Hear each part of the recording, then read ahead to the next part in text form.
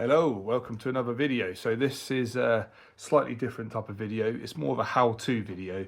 So people that are doing a 3.2 or a 2.8 24 valve VR6 into a Mark II Golf. I just want to show you how I've gone about with the coolant system and the hoses. So I'll talk you through this now.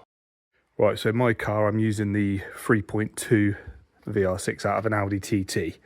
So I'm using Mark III VR6 cooling system. So I've got a Mark III Golf radiator, VR6 radiator with two slimline fans. One is a larger 12-inch fan, and I've got a slightly smaller 10-inch fan in there as well. Both are using the original Mark II Golf fan switch and fan wiring.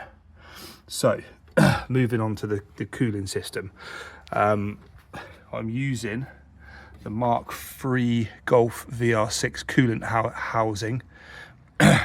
It's slightly different to the one that comes on the engine, so I've changed it to the 2.8 Mark III VR6 flange, and I've got the original Mark II temperature gauge sensor in there to work with the Mark II Golf clocks, and then the other sensor is for the 3.2 engine.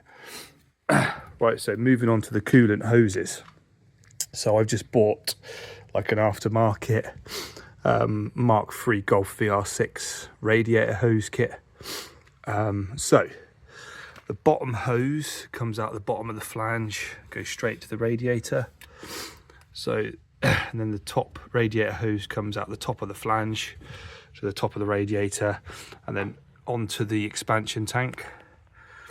And then the expansion tank has got this hose here, comes off of here into the coolant flange, splits off there and goes into the heater matrix. And then I've got just a pipe from the heater matrix into the back of the head. I haven't bothered with the coolant hoses for the throttle body, so that's been deleted and blanked off on the back of the throttle body. And I'm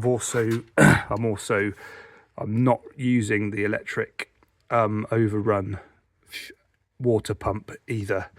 I've just literally blanked off the outlet for that on the front of the block. You can't quite see it because there's not much space, but the outlet on the block, which would normally plumb into the electric water pump, the secondary water pump, I've just deleted that.